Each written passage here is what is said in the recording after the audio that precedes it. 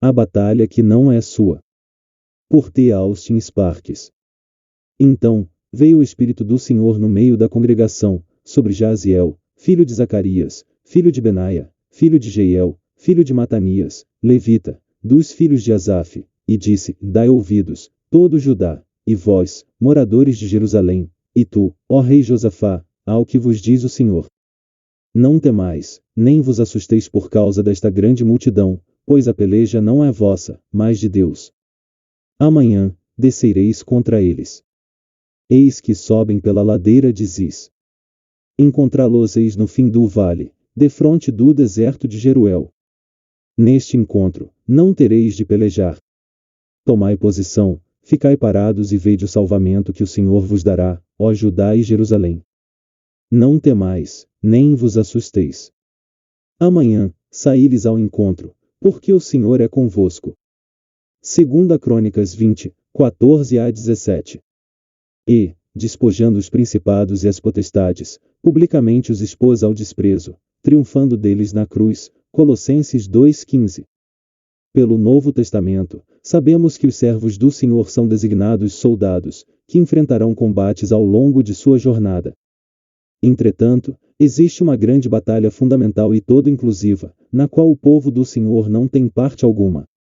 Se envolver nela equivale a escrever fracasso sobre a obra do nosso Senhor Jesus na sua cruz, pois isso seria considerá-la ineficiente. Existe uma batalha na qual nós não temos participação, pois foi a batalha do Senhor, e não nossa. Não ter esse fato bem reconhecido e estabelecido é a raiz da maioria dos problemas que surgem na experiência do povo do Senhor. Existiu uma batalha que inclui todas as demais, e ela foi combatida pelo próprio Senhor a nosso favor. É importante sabermos desses fatos e compreendermos que batalha foi essa. Uma vitória a ser apropriada pela fé que louva. A história que lemos no Velho Testamento é uma ilustração disso. Não estou dizendo que se encaixa na doutrina de Colossenses 2,15, mas está relacionada ao princípio. Tanto em 1 Crônicas como em Colossenses, vemos o anúncio de uma batalha já vencida. Depois, vemos que a vitória que já existe deve ser conquistada pela fé. Deve-se assumir uma posição em relação a ela, não uma luta. Se começarmos a assumir esse combate por nós mesmos, seremos destinados à derrota, porque nos afastaremos do terreno que Deus estabeleceu debaixo dos nossos pés. Veremos isso quando chegarmos à natureza da batalha. É muito importante reconhecer isso. Algo já foi trazido à existência, e devemos nos posicionar nessa esfera de hostilidades, assumindo pela fé que esse fato já foi realizado, não dando margem a nenhum conflito a esse respeito. No caso do povo de Judá, a sua fé nas palavras, na batalha não é vossa, mas de Deus, nesta batalha não tereis que pelejar, foi demonstrada por meio do cântico. Não preciso demonstrar como eles demandaram por fé genuína, e não mero otimismo, naquela ocasião. Não, era de fé que se precisava naquele momento. Aquela foi uma situação naturalmente desesperadora, mas a fé foi demonstrada por meio do louvor.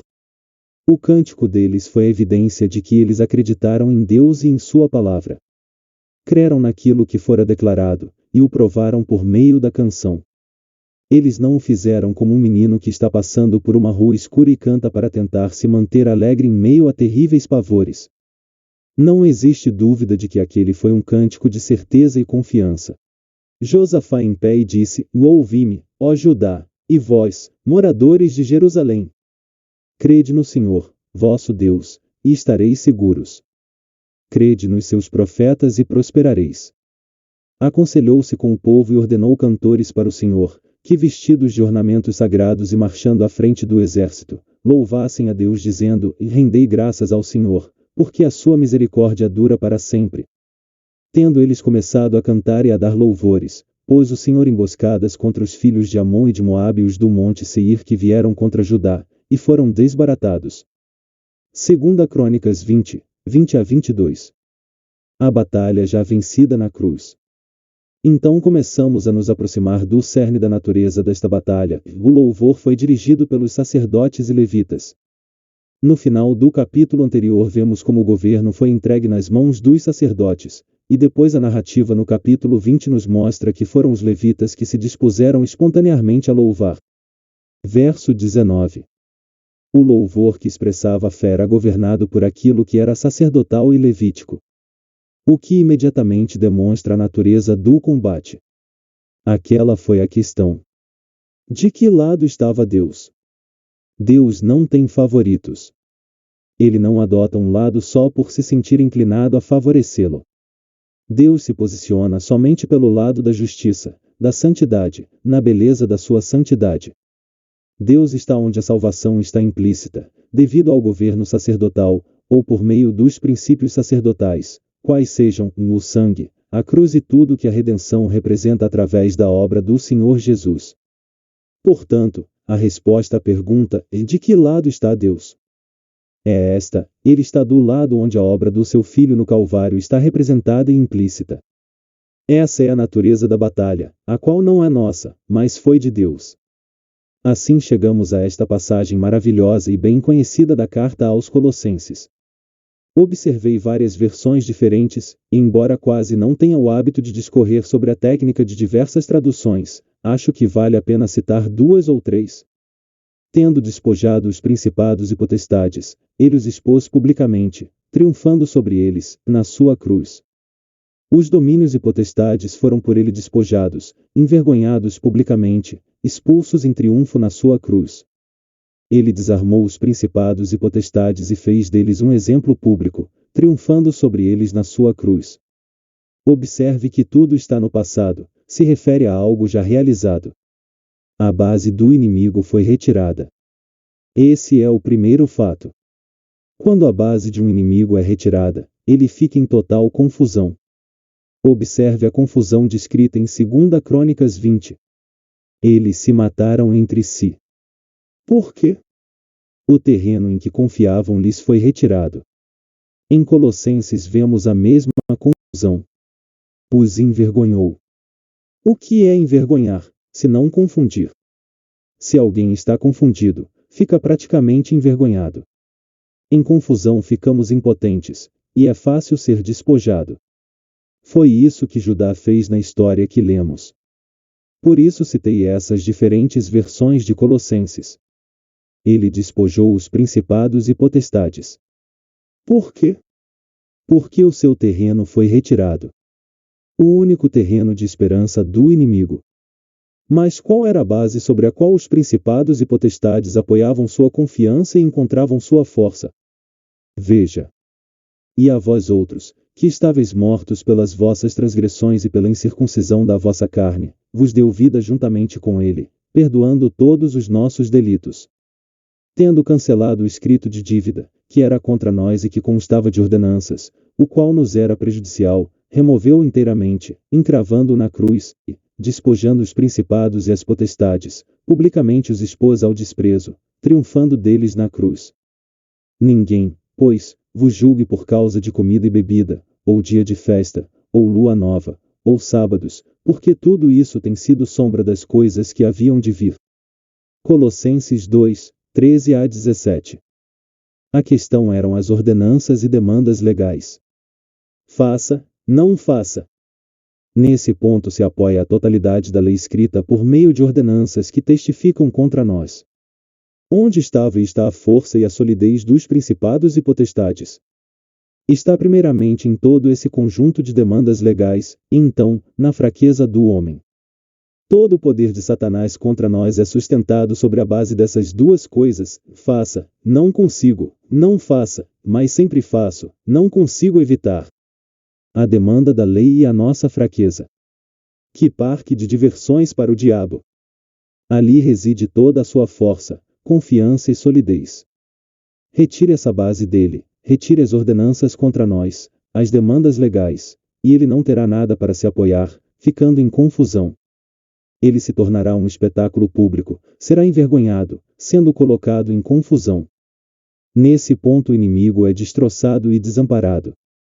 Se você, um crente em Jesus Cristo, admitir a menor sugestão no seu coração ou mente de um questionamento acerca da sua salvação, terá se rendido ao diabo e desfeito a obra de Jesus Cristo na sua cruz.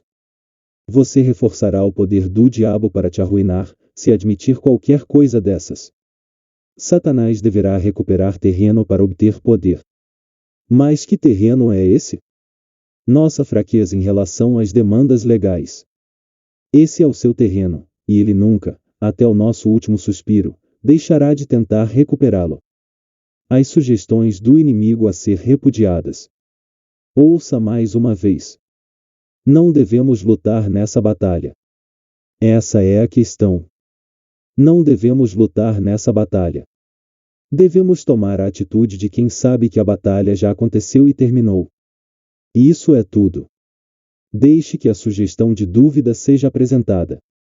Nossa atitude deve ser de não dar espaço para tais sugestões, uma vez que isso absolutamente não nos interessa, pois Deus já assumiu isso e, em Cristo, assumiu a responsabilidade e resolveu tudo de uma vez por todas.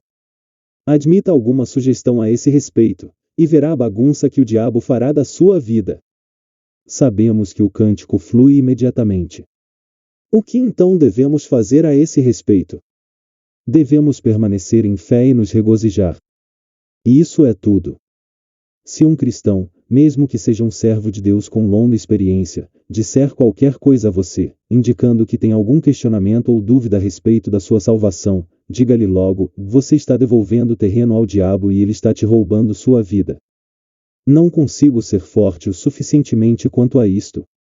Conheço o inimigo neste assunto, o que ele está tentando fazer, e sei quantas pessoas que, por causa dele, estão se voltando para si mesmas, se revolvendo em dúvidas sobre a presença de Deus com elas, questionando a própria salvação. Elas estão sempre levantando de novo esta questão básica do pecado, olhando para ele, falando dele. As suas consciências parecem estar obcecadas com este assunto do pecado. Se há uma controvérsia específica entre você e o Senhor, sua atitude deve ser de voltar à base fundamental e inclusiva, colocando tudo aquilo lá, e nunca de questionar todo o imenso triunfo do Calvário. Se confessarmos os nossos pecados, não uns aos outros, não é sair por aí confessando os pecados às pessoas, se confessarmos os nossos pecados a Ele. Ele é fiel e justo para nos perdoar os pecados e nos purificar de toda injustiça. 1 João 1,9. Por quê? Porque ele já assegurou plenamente o terreno para o fazer. Confiança, essencial para a vitória. Não existe nenhuma contradição aqui. Neste encontro, não tereis de pelejar. Tomai posição, ficai parados e vede o salvamento que o Senhor vos dará. Amanhã, saí-lhes ao encontro. Será que isso parece uma contradição? Não há contradição. Devemos expressar nossa fé. Sim, há um combate, mas existe uma grande diferença entre lutar numa vitória e lutar por uma vitória, quando tratamos da nossa salvação. Por favor, queridos amigos, não estejam entre aqueles que falam muito sobre o diabo e a vitória do Senhor sobre ele, e ainda assim que têm uma sombra negra em seus próprios corações sobre esse assunto. As únicas pessoas que ousam encarar o inimigo e tomar uma atitude contra os poderes malignos são aquelas que estão alegres por ter segurança em seus corações sobre esse assunto fundamental. Não vamos contra o inimigo com uma nuvem de dúvida em nossos corações. Este inimigo não pode ser encarado assim. Devemos assumir uma posição celestial, baseada em um fato estabelecido. Logo que descermos para a posição da natureza, considerando o que nós encontramos aqui na Terra e em nós mesmos, seremos destruídos. Para manter a nossa posição celestial, precisamos reconhecer que toda a questão da santificação progressiva é outra coisa totalmente diferente, e não existe esperança para nós. Não faremos progresso na santificação e conformidade à imagem de Cristo se esta questão fundamental não for plenamente resolvida. Devemos ter um terreno de vantagem para nos mover. Devemos ter uma posição na qual permaneceremos completamente seguros em toda a vontade de Deus. Introspecção leva à derrota. Queridos amigos, se qualquer verdade tiver o efeito de voltar você para si mesmo, tornando você introspectivo, ocupado consigo mesmo de maneira espiritual, essa verdade foi compreendida de maneira errada. Mesmo assumindo a posição mais espiritual, ainda assim estará tudo errado em sua compreensão. Esta grande obra que Cristo realizou na sua cruz nunca pretendeu tornar ninguém miserável. É claro que isso é algo desnecessário de dizer. Contudo, existem multidões de pessoas que se tornam miseráveis depois de terem confiado no Senhor, miseráveis sobre a questão do pecado nas suas vidas. E esse número, temo eu, está aumentando. Sempre mantenha uma linha muito distinta e ampla entre revelação mais completa, verdade mais profunda. Denomine como desejar.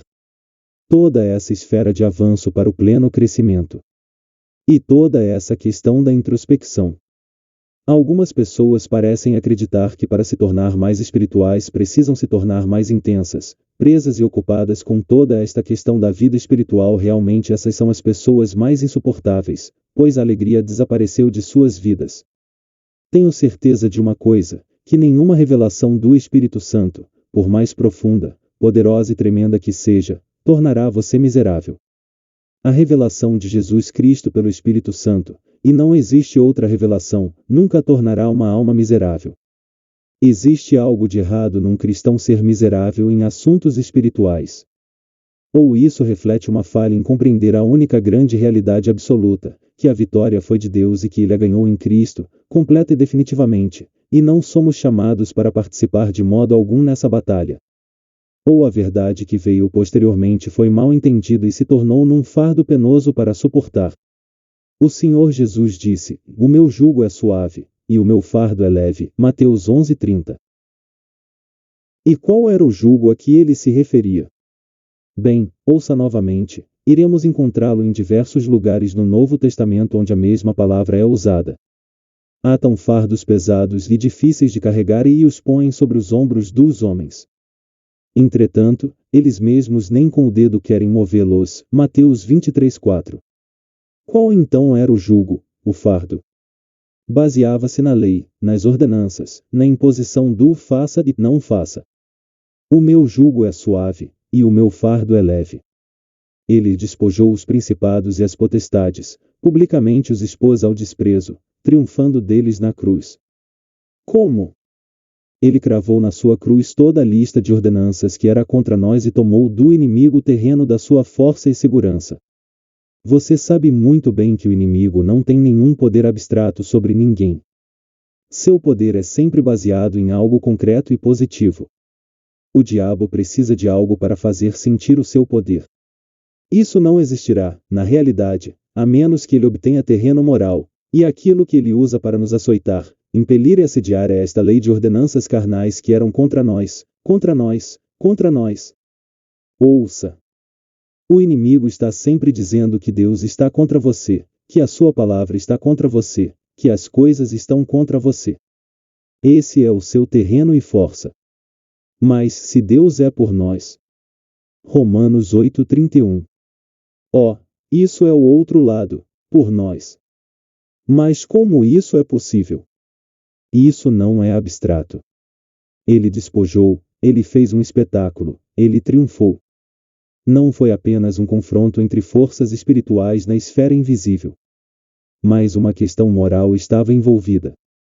Um terreno foi conquistado e o inimigo foi roubado de sua força, sua coesão. Tudo resultou em confusão. De fato, eles dizem: o que podemos fazer agora? Todas as nossas armas se foram. Então começam a se culpar entre si, se matando. Não existe amor entre as forças malignas. Eles não têm coesão de amor. É tudo ódio lá, e logo que eles percebem que o terreno foi tomado deles, se voltam um contra o outro. Tenhamos este assunto bem estabelecido. Qualquer cristão introspectivo é inútil como servo do Senhor. Os seus dias, semanas, meses e anos se vão, e tudo que poderia ser útil para o Senhor é devorado pelo gafanhoto da incerteza quanto à sua própria vida espiritual. A vida é jogada fora, o diabo triunfa, destruindo tudo. Se você deseja conhecer eficácia, então não lute nessa batalha. O verdadeiro poder que vence neste assunto é a fé. Então creia em Deus, e se quiser, creia nos seus profetas, aquilo que foi declarado para você, que é a própria verdade de Deus.